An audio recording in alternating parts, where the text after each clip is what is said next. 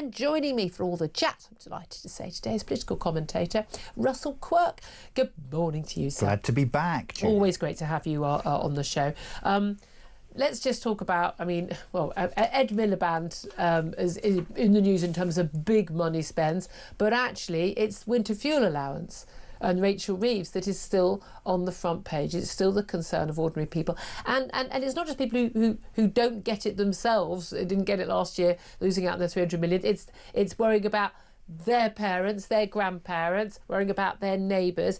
This was an extraordinary shot in the foot that the Labour Party had. Do you think that just reinstating it for most pensioners and apologising would be enough? Apologising and resigning, which I think is certainly what most are calling for in terms of Rachel Reeves. I think that would just about suffice. But let's talk about the politics of this for a second. How on earth was this ever allowed to happen in the corridors of the Treasury in Downing Street? Well, apparently the Treasury has been pushing for this for a long time. Well, the Treasury would, I suppose, because it's just numbers, isn't it? And it's just a saving. And it's a bit like, and obviously I don't want to get diverted here, but, the family farm tax. Thinking, they're all rich farmers and, they're not going to vote for us anyway. They've got Range Rovers, they must be rich. They're all like Jeremy Clarkson, they're all millions and millions of pounds. We don't like them, we don't need them. But of course, the backlash from the wider public, even if you're not a pensioner, like you and I'm not quite there yet, of course, we do not want to see the vulnerable in society that have paid into the system for decades and decades persecuted. It's as simple as that. Not persecution, but it kind of is. It's dumb politics, but also the idea that only those pensioners who are on pension credit would need it when they know that someone on, £1 more and is not eligible for pension credit is struggling. They're not going, oh, well, I'm rich now. Also, there's something like 800,000 pensioners who would be eligible for pension credit, but the form is so complicated and lots of elderly people are very proud and don't want to claim money. They feel like, no, I don't need to claim from the state. I've worked hard all my life. Who don't claim that money. And they knew that. Yes. They knew that. They'd been bleating on about it for years in opposition. It was extraordinarily dumb economically. It was extraordinarily dumb politically. Do you think that by you turning on it, and I'm perfectly happy that, my parents and other pensioners who can quite easily afford to pay for their own heating are not going to be getting subsidised heating anymore on the backs of people who are struggling to raise a family, pay for childcare and put food on the table and pay their bills. I've got no issue with that. But do you think that the U-turn... Is it all done and dusted and it'll be written off? Or do you think that the damage is kind of fatal? Yes, I do. It's poll tax level. Because let's also be clear on the fact that they have U-turned, and it is a humiliating U-turn, no matter how Keir Starmer and Rachel Reeves try and dress it up.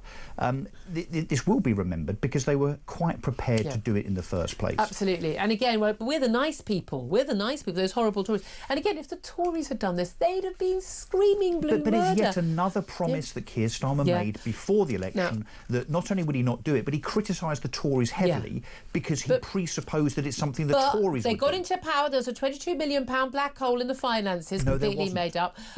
They all knew, in all the political buying, and I include reform in that as well. Everybody knew that there wasn't going to be any money. No one wants to be honest and say we're going to have to tax you all those or have massive spending cuts, because poll after poll shows people want nurses to be paid more and doctors to be paid more and more money for this and more money for that and give more benefits and blah, blah. Everyone wants all of this stuff. But they also think that taxes should rise for the people over there. Yep. I'm sorry, there aren't enough people over there. If you want to have all this stuff, we're all going to have to pay more taxes. Yes, there should be more careful spending. Yes, there's a huge amount of waste. I'm sure that, you run a private business. I'm pretty sure we could send you into government and you could save a good sort of 5-10% of the budget in a couple of days. $100 billion, probably, straight away. Take care of the billions, the trillions take care of themselves. But at the end of the day, we cannot have, sort of European-style public services, but not pay European-style taxes. And I'm sorry, they do pay a heck of a lot more tax than us. But the point is, the reason why they can U-turn on this, they're telling us, is because everything's fine now. And yet we've seen inflation going up.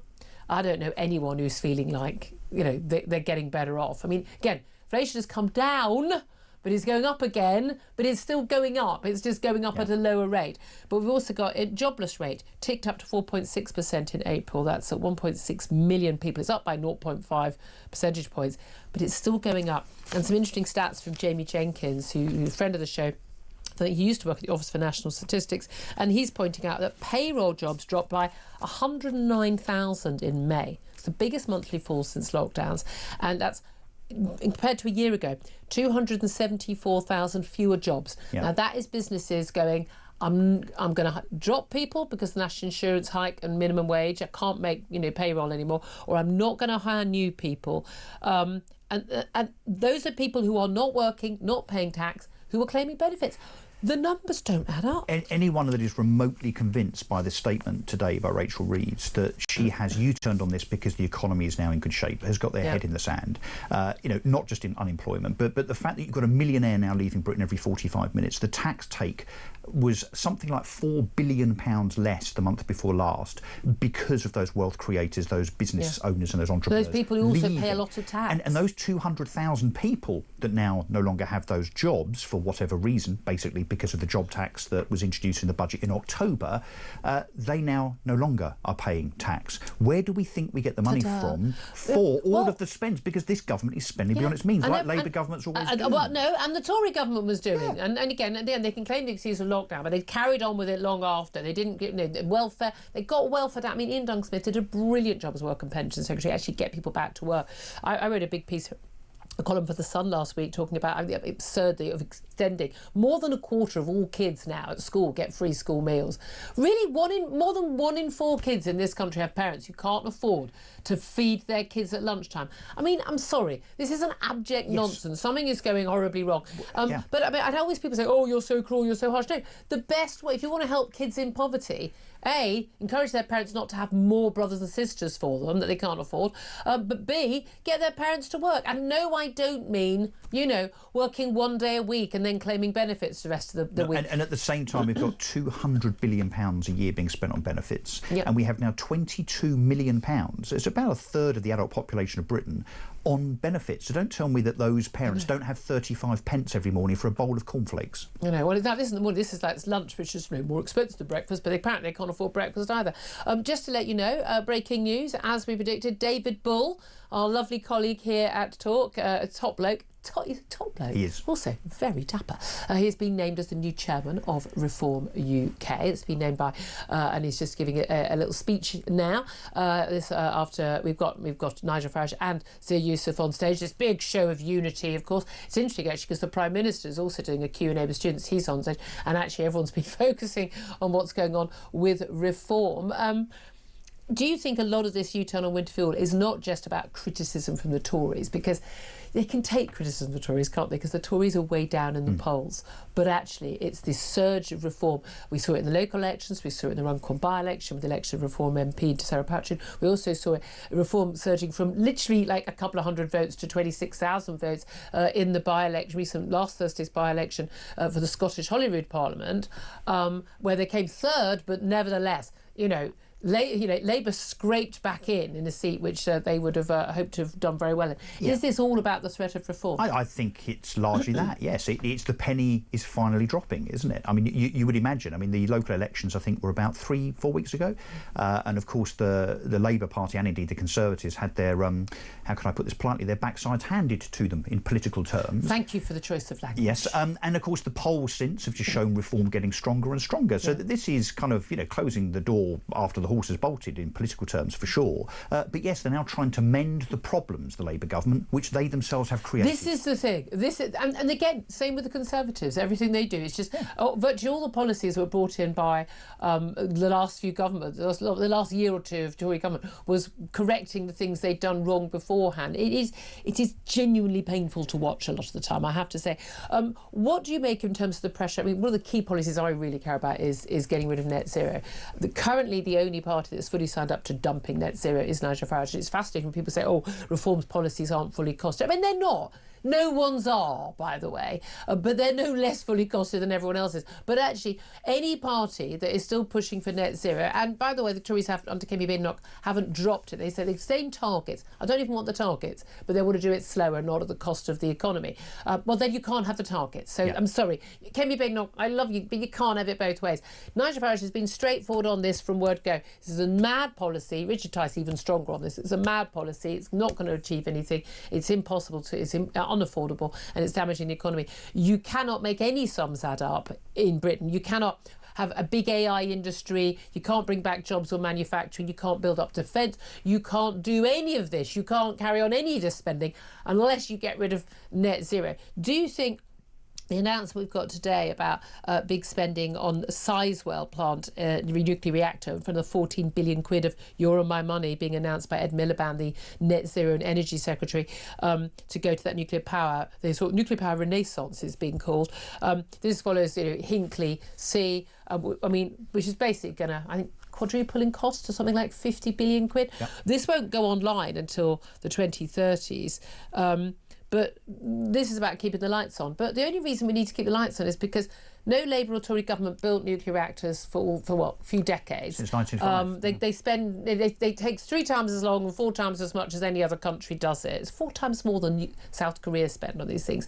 And because we've been obsessed with this lunatic net zero policy, we need to have backup. So we're going to pay double for the same energy when the wind doesn't blow and the sun doesn't shine. Well, I think what Ed Miliband perhaps has now been told, either by people within his party or indeed those civil servants that you and I were talking about earlier, that look, this just doesn't compute. This just doesn't add up. Computer says no. In Britain, in the northern part of the hemisphere, as such, if you're going to rely on such things as wind and solar to power an ever-increasing population, net migration, 700,000 people a year, and so on and so on, it simply doesn't add up. Yeah. So I think, without admitting it, Ed Miliband has now had to make sure that he fills in the gaps, and obviously that's at great cost because it hasn't been done as it should have been 20 or 30 years ago. But just quickly back to the reform point. People are criticising reform for spending money on things, particularly when it comes to tax breaks and so on. But it's pretty easy. If you get rid of net zero, if you stop spending so much money on asylum, if you stop giving public sector employees inflation-busting pay increases, you save and find, therefore, about 50 to 60 billion pounds per annum. So it's kind of pretty basic and simple political arithmetic, I think. Yeah. Very easy, of course, to criticise reform if you're on the Labour benches, because, of course, you would, wouldn't you? But it does add up, I think. But again, also, no one believes anything politicians of any kind say anymore. So there we are. Let's talk just about what's been going on at airports. Greta Thunberg and her little chums on their little freedom flotilla with their symbolic aid for the people of Gaza. I tell you what, forget Mounjaro and Ozempic. Just don't have proper food. Eat symbolic food. Symbolic food, you can lose more weight than using even a fat jab. PR food. So PR selfie flotilla food works really well.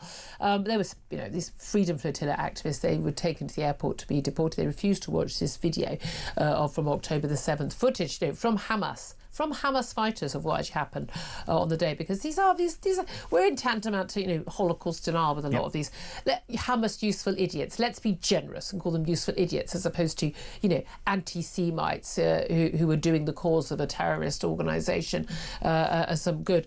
But they're at the airport. I imagine Greta Thunberg very unhappy about getting on a plane. She doesn't approve of planes, although happy to sail inverted commas across the Atlantic, across the Mediterranean to Israel and Gaza on a boat, which, as far as I can tell, never had its sails up and just had a diesel engine running. Very bizarre. But we've also had, now you will have seen the footage over the weekend of a man running across the tarmac at Heathrow Airport, people running after him. I remember seeing it, flagging it to my team, go, what the hell is going on here? Multiple people running after this man who eventually was cornered by ground staff driving vans, get the real men to deal with it. But spotted by plane spotters who put the footage up. Now, a Talk exclusive, it's been taken on by other media, but it was a Talk exclusive from my good colleague Isabel Oakeshott, revealed that actually this was a man who was a foreign criminal who was being deported from the UK and was able to escape while he was being attempted to be deported. He was scheduled for yesterday evening. The passenger aircraft was going to India.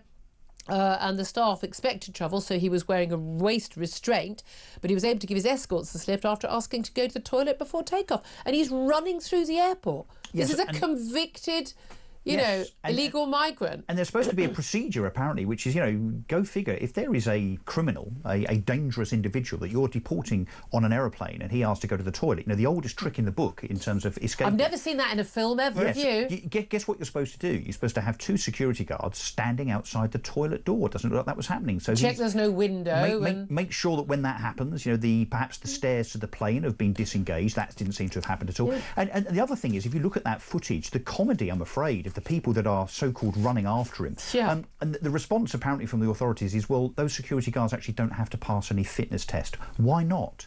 Because if you've got to chase criminals wherever they are... Well, you shouldn't be chasing anybody. Here's my thing. There's a guy who you know is a criminal who is running across the tarmac next to planes. I mean, we don't know who he is. A lot of people...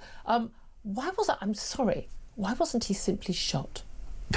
No, I'm not joking. I don't mean to the head. Well, do we not have security at airports ready to go? Some guy running across the tarmac, people check, no one knows who the guy is who is chasing after him. Pretty much no one else realised. Sorry, shoot in the leg, ask questions later. I think this is a massive security risk. I think there are certainly countries where that would happen because he's at an airport and because he's a criminal. Who knows what he's going to do? Jump in front of the plane crashes, kills 300 people on board. Can I just add something very, very quickly as well? This thing from the government that we're deporting more criminals than ever. Most of the people that are being deported are going voluntarily. Do you know what we're doing? We're paying them. I know. £3,000 a point I've made on air to a minister who far. made that nonsense point to me and then refused to accept that I was right and he was wrong. But there we are. That's government ministers for you. So I don't bother having many of them on anymore, to be honest with you. Just to let you know, current breaking news. David Bull, our colleague here at Talk, has been named as chairman of Reform UK. He's been introduced by Nigel Farage in a speech a few moments ago.